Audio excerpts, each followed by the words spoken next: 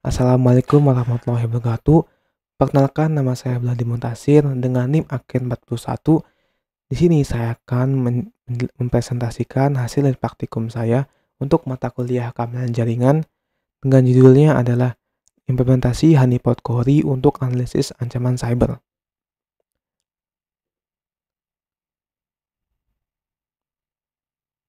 Masuk dalam slide pendahuluan. Sebagai pembuka, mari kita lihat mengapa topik ini penting. Seperti yang kita tahu, Indonesia adalah target yang sangat menarik bagi penjahat cyber.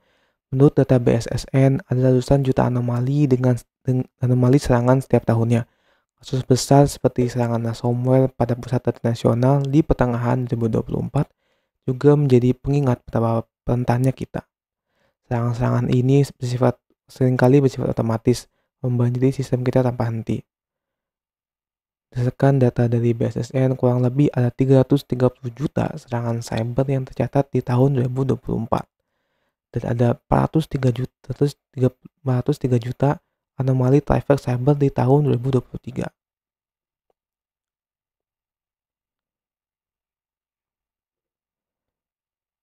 Pergeseran paradigma cyber deception. Karena banyaknya serangan otomatis, bertahan secara reaktif saja tidaklah cukup. Kita perlu strategi proaktif. Disinilah konsep cyber deception atau penipuan cyber berperan. Idenya sederhana, daripada hanya bertahan, kita balikan keadaan dengan memasang perangkap. Perangkap inilah yang disebut dengan honeypot. Honeypot adalah sistem palsu yang sengaja kita buat untuk menarik penyerang. Karena sistem ini tidak punya fungsi lain. Setiap koneksi yang masuk ke sana sudah pasti adalah aktivitas yang mencurigakan. Baik, masuk ke dalam tujuan praktikum dan alat dan bahan. Tujuan praktikum di sini adalah untuk memahami konsep honeypot, lalu mencoba menginstal dan mengkonfigurasi honeypot bernama Cori. Dan terakhir, menganalisis data yang kita dapatkan. Untuk melakukannya, saya menggunakan beberapa tool utama. VirtualBox sebagai lab virtual atau sebagai hypervisor yang saya gunakan, Ubuntu sebagai sistem operasi untuk honeypotnya, di mana honeypot nanti berjalan, dan ada Void Linux, Termius, dan juga command prompt untuk mengecek, untuk mencoba masuk ke dalam honeypot tersebut.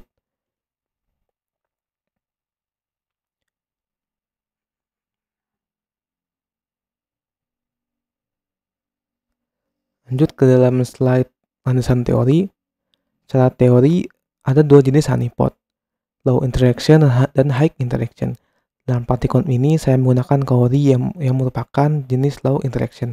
Artinya dia hanya memsimulasikan layanan SSH tanpa menjalankan sistem operasi penuh, sehingga lebih aman dan mudah dikelola.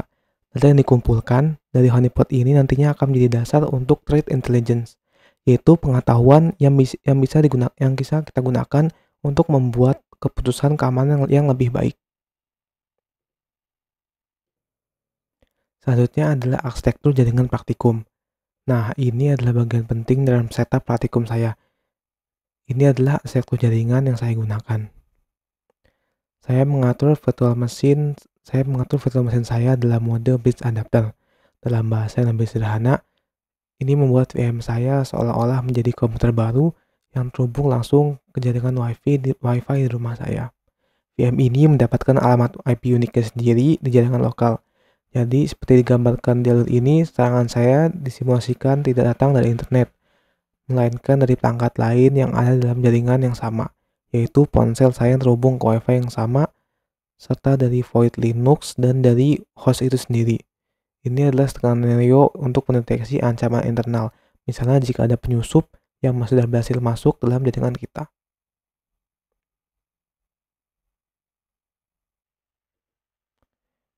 Baik, masuk dalam bab metodologi. Itu yang pertama adalah persiapan lingkungan virtual. Fondasi penelitian ini adalah lingkungan virtual yang terisolasi untuk keamanan host dan fleksibilitas konfigurasi. Yang pertama, saya menginstansiasi dulu virtual machine dengan membuat VM baru, yang mana saya menginstal dua Linux, dua distro. Yang pertama adalah Ubuntu 24 sebagai OS itu 24 untuk Cori, dan US case-nya adalah Void Linux. Kemudian saya juga menginstal VirtualBox GUES Edition untuk memudahkan interaksi ke host. lalu menggunakan bridge adapter untuk VM Cori supaya mendapatkan API unik di LAN.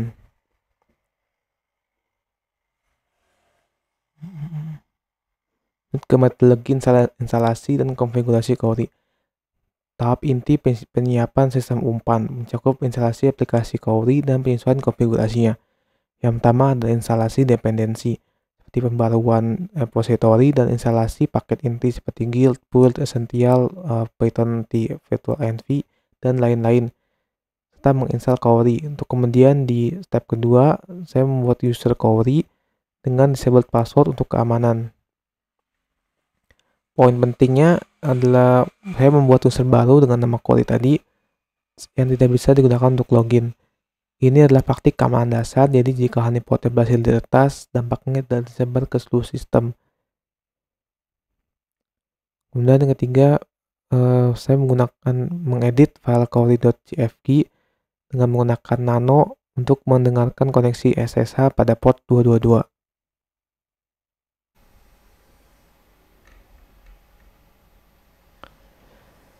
Baik, setelah membahas metodologi secara teori, sekarang saya akan menunjukkan demo secara langsung bagaimana praktikum ini saya lakukan. Di sini saya menggunakan VirtualBox sebagai lab virtual saya. Di sini saya memiliki dua virtual machine utama. Yang pertama adalah Lubuntu yang akan berperan sebagai server korban tempat kita menanamkan honeypot. Kedua adalah Void Linux yang akan saya gunakan sebagai mesin penyerang. Sekarang ada pilihan arsitektur yang penting di sini. Untuk VM Lubuntu, saya menggunakan mode jaringan bridge adapter. Di sini modenya bridge adapter. Kenapa? Karena mode ini membuat VM saya terhubung langsung ke jaringan WiFi di rumah saya. Ia mendapatkan alamat IP sendiri, misalnya 192.168.100.x. Seolah-olah ia adalah laptop atau HP baru jaringan ini. Ini wajib dilakukan agar honeypot kita bisa dilihat dan diserang oleh perangkat lain di jaringan yang sama. Berbeda dengan server korban, untuk VM penyerang yaitu Void Linux, saya menggunakan mode NAT. Untuk mode NAT, VM ini tidak perlu terlihat di jaringan lokal. Ia hanya perlu koneksi internet untuk misalnya mengunduh tools serangan. Mode NAT ini secara sederhana meminjam koneksi internet dari laptop host saya tanpa perlu konfigurasi yang rumit. Jadi ini pilihan yang sangat efisien untuk mesin penyerang.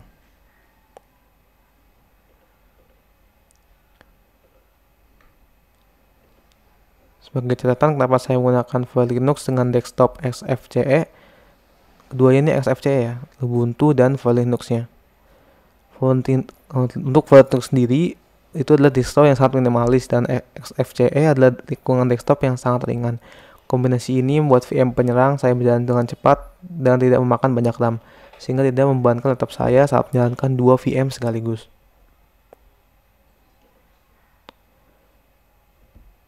Baik, selanjutnya saya akan menjelaskan skrip-skrip apa yang saya gunakan untuk menginstalasi Cori dan menjalankannya. Nah, ini adalah penjelasan-penjelasannya. Di sini saya tidak akan menginstal dari awal karena sudah tersedia di sini. Saya akan menjelaskan saya secara singkat. Pertama ada sudo apt upgrade untuk bagian instalasi. Di sini ada sudo apt upgrade tadi untuk mengupdate, memperbarui daftar paket perangkat lunak yang tersedia dari repository sistem operasi. Kemudian ada perintah untuk menginstal semua paket yang dibutuhkan oleh Cori, seperti Git untuk mengunduh kode dan paket-paket pengembangan Python untuk dikompilasi. Ini untuk virtual environment atau VNV digunakan untuk menjalankan Cori di dalam sebuah virtual environment, dan pip untuk menginstal dependencies baru yang hanya tersedia di Python.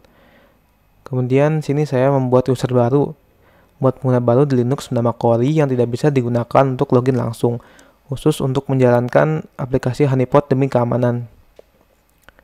Kemudian ada sudo su strip Cori.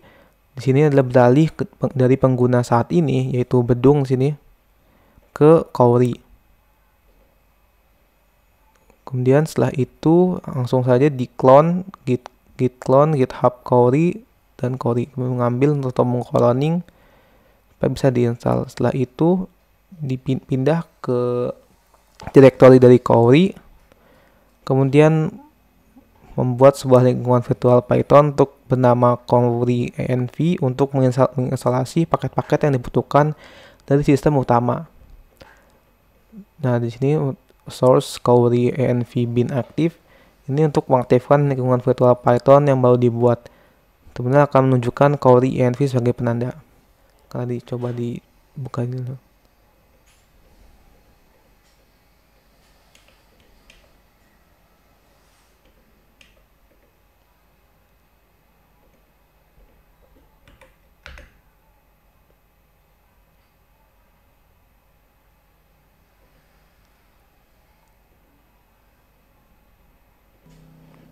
Ya maaf saya lupa, ini masih dalam akun Bedung dan ganti dulu ke Cori.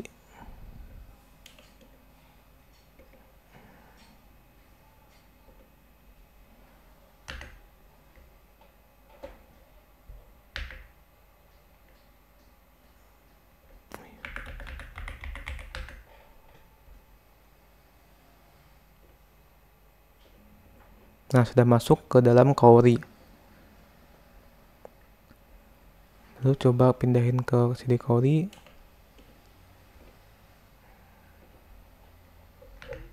Nah, sudah jalankan, sudah terinstall ya CD Cori. Kemudian membuat virtual environment dan diaktifkan. Kemudian di sini menginstal atau mengupgrade pip untuk membarui pip.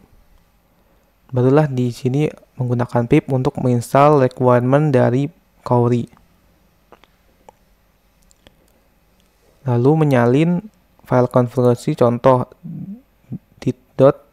.dist menjadi file config aktif atau cfg config yang akan kita edit. Dan saya mengubah nano cori.cfg, akan diubah nano.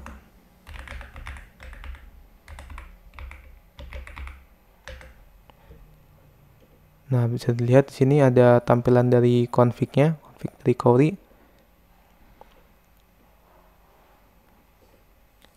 Dan nano ini diisi dari nama host dan juga port yang digunakan oleh Cori. Bisa kita ubah di sini dari config ini. Sekarang saya di sini menggunakan saya search. Saya akan menggunakan ctlw hostname.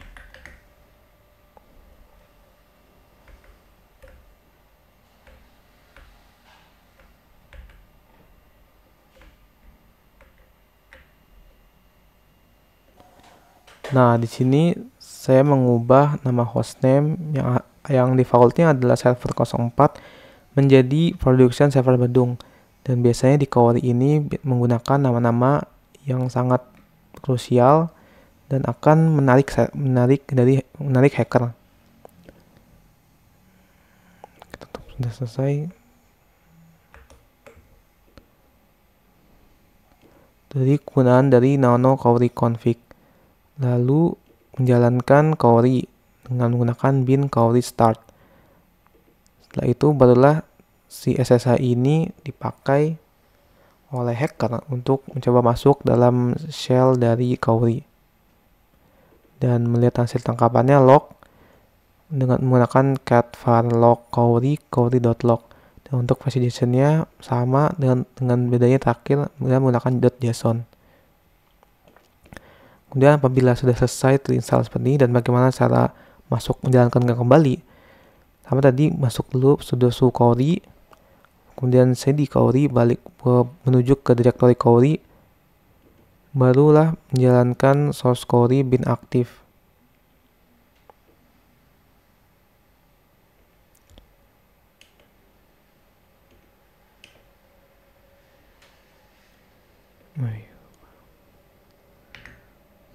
Nah, sudah jalan ya tadi env-nya. barulah bisa di bin Cori start.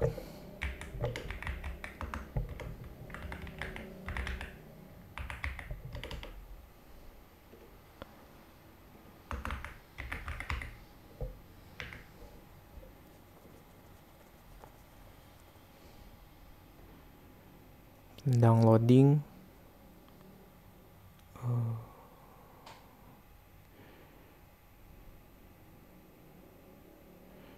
Nah, ini adalah tanda Cori sudah berjalan dan bisa melakukan sesi penyerangan di Void Linux. Nah, untuk mengetahui IP address dari server Ubuntu ini, digunakan perintah IPA atau IP address untuk mengetahui apa sih IP yang dipakai oleh Ubuntu ini. Dan di sini dari env0s3 didapati inetnya adalah 192.168.100 dan .96. Ini adalah IP dari si Ubuntu. Kita pindahkan ke sini. Kita hapus saja.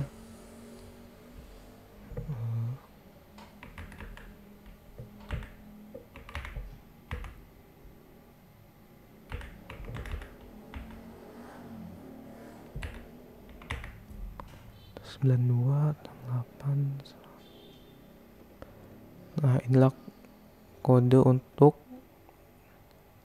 masuk ke dalam shell Cori. Copy ke dalam Void Linux.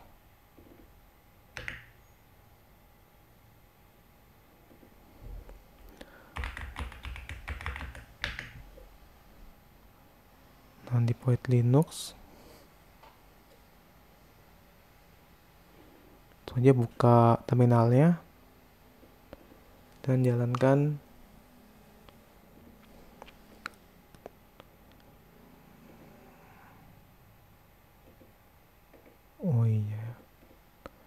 saya lupa menginstal GUIS Addition di sini. Lebih tepatnya tidak bisa karena belum terinstall ya, lupa.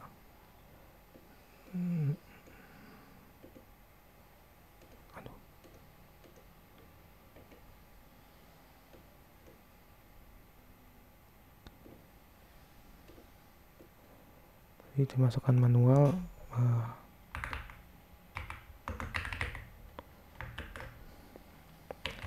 92.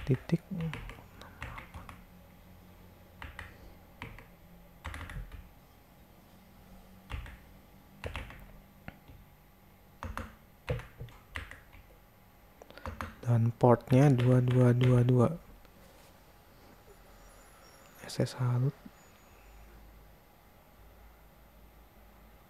Oke, jalankan. Nah, berhasil dan akan diminta untuk fingerprint. Kita yes dulu. Kalau misalkan memilih no, maka akan langsung keluar ya. Jadi fingerprint ini wajib untuk data sebenarnya. Kita yes. Passwordnya, karena tidak ada password di Cori, dan si hacker akan mencoba-coba passwordnya apa. Misalkan QWERTY saja. Nah, berhasil masuk. Kenapa bisa masuk? Ya karena sel ini adalah sel bohongan atau sel jebakan untuk hacker. Sebagai penyerang, hal pertama yang biasa dilakukan adalah discovery atau melihat-lihat. Saya akan cek saya ini siapa dengan UMI.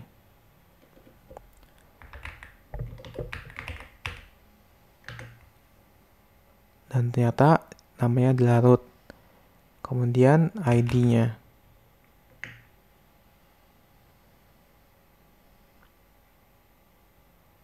Nah, UID-nya dari 0 ada root, ID adalah root, dan grupnya di root ini hanya masih simpel saja, masih root semua, dan pasti berbeda tergantung dari perusahaan yang atau server yang diretas. Kemudian cek informasi sistem operasinya dengan uname strip A. Server yang digunakan adalah Linux Production Server Bandung. Tadi ya hostname dari core-nya sudah kita ganti.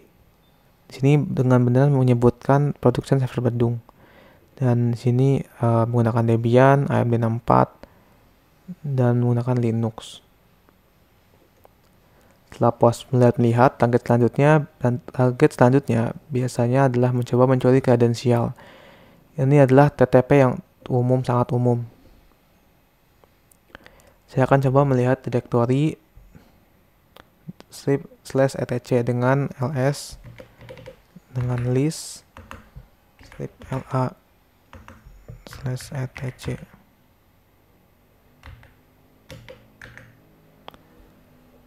Bisa dilihat semua file-file etc atau file-file etc yang sangat penting seperti menyimpan password, shadow, dan lain-lain.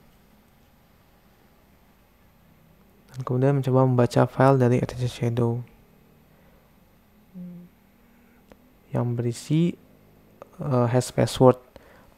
Tentu saja ini semua adalah hal yang palsu dan hanya akan menjebak si hacker. Untuk membuka shadownya, cat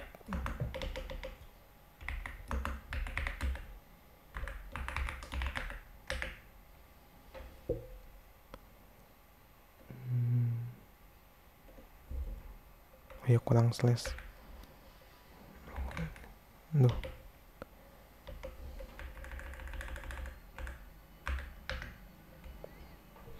Nah, inilah data-data palsu yang dibuat oleh Cowry yang isinya aslinya adalah hash password, ya, data hash password seperti ini hasil hash. Misalkan untuk proses penanganannya sini sudah selesai, bisa langsung di exit. Nah, connection ke IP server tadi sudah tertutup dan balik ke unknown void live. Selang tempat kecil. Nah, masuk kembali ke Ubuntu. Sekarang mari kita lihat apa yang berhasil ditangkap oleh honeypot kita. Saya akan kembali ke bagian tab Cowry dan melihat lognya. Saya akan masuk ke direktori file log Cowry dan saya akan tampilkan 20 baris terakhir dari file cowry.json. File JSON ini berisi data terstruktur dari serangan tadi. Untuk caranya, masuk ke cd file log Cowry.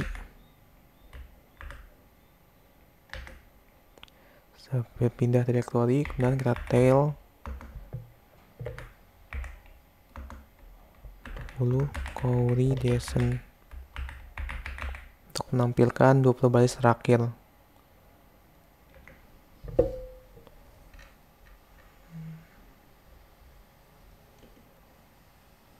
Nah, bisa dilihat di sini. Gedekan terlebih dahulu. Waduh, nah.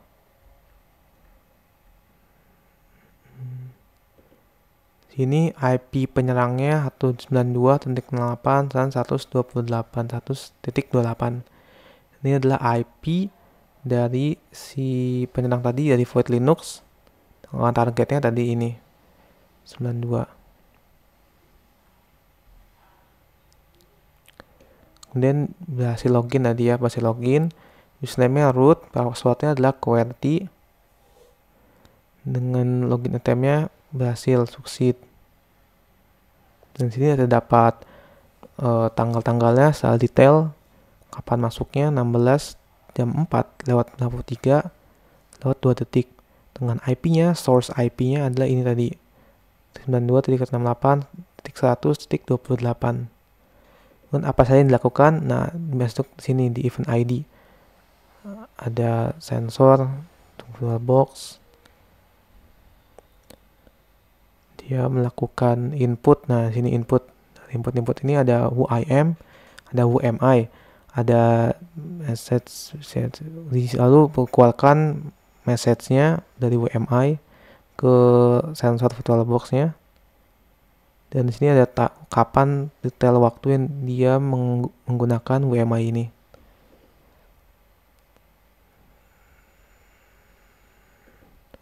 Setelah itu adalah uname strip A, oh ya ada ID, input ID, tadi ada uname A, ls strip A, cat etc shadow, dan terakhir adalah tadi cat etc shadow ini ya. Dan di akhir dia menginput exit dan mengakhiri sesi penyerangan tadi.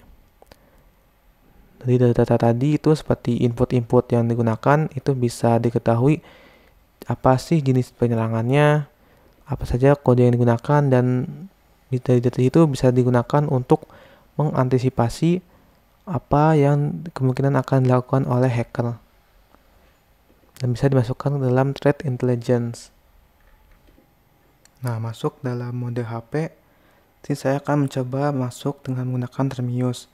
Saya buka dulu Termius, saya masuk ke dalam honeypot yang sudah saya set tadi, datanya sama dengan menggunakan IP 196 tadi, dengan IP 96 tadi, itu IP host.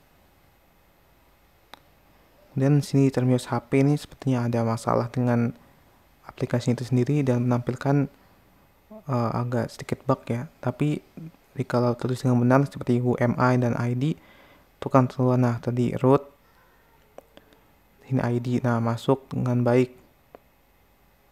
Nah baik, setelah pencobaan tadi dengan HP, kita cek lagi output yang didapat dari HP.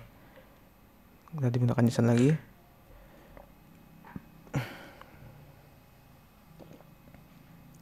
Nah, di sini baru ya tadi ya, berbeda dengan tadi. Ini yang sebelumnya tadi yang pakai Void Linux. Dan di bawahnya adalah yang menggunakan Termius dari HP. Dan IP baru di sini terdapat SRC atau source IP-nya adalah 192 sama titik 100 dan terakhirnya adalah titik 40. Passwordnya di sini saya menggunakan Shibao yang sudah saya set tadi di Termius. Perintah-perintahnya ada UMI dan ID. Dan di sini belum exit ya tadi di Termiusnya. Ada terlock. Itu saja, dan misalkan saya menggunakan host terminal juga nanti hasilnya sama, IP-nya akan sama dengan Void Linux karena menggunakan sumber source IP yang sama. Untuk demonya sudah selesai. Data tadi ya seperti JSON dan log dari Cori, itulah yang akan digunakan ketika kita analisis lebih lanjut seperti yang dijelaskan pada slide berikutnya. Baik, lanjut ke dalam hasil dan pembahasan. Itu analisis perilaku penyerang. Setelah serangan tadi, inilah hasil yang paling menarik perilaku penyerang. Apa yang mereka lakukan setelah berhasil masuk? Yang pertama, mereka mencoba untuk melakukan discovery penemuan. Begitu masuk, penyerang langsung melihat-lihat, dia menjalankan perintah ID, UMI, uname, untuk tahu dia login sebagai siapa dan sistem apa yang dia masuki. Yang kedua ada credential access, mencari kredensial. Ini yang paling umum. Penyerang mencoba melihat isi directory dengan menggunakan /etc atau extra, dan kemudian mencoba membaca file etc shadow. Tujuan jelas untuk mencuri hash password agar bisa meretas akun lain. Dari sini kita bisa melihat pelakunya ke kerangka kerja Mitre attack seperti T1030T untuk discovery dan T1003 untuk credential dumping. Jadi kita tidak hanya tahu siapa yang menyerang, tapi juga bagaimana mereka bekerja. Baik, masuk ke dalam slide terakhir, yaitu adalah kesimpulan dan saran. Sebagai penutup, kesimpulan dari praktikum ini adalah implementasi honeypot Cori berhasil dilakukan. Cori terbukti efektif untuk menjebak dan mencatat serangan dalam lingkup jaringan lokal, menjadikannya alat yang berguna untuk mendeteksi ancaman internal. Saran dari saya adalah pahami konsep jaringan seperti NAT, bridge adapter, IP private atau public, dan port forwarding. Untuk pengembangan selanjutnya, data dari Cori ini bisa diintegrasikan dengan tools visualisasi seperti ELK Stack untuk membuat dashboard monitoring yang lebih interaktif, serta gunakan berbagai sumber pengujian eksternal untuk menambah data. Sekian presentasi dari saya. Terima kasih atas perhatiannya.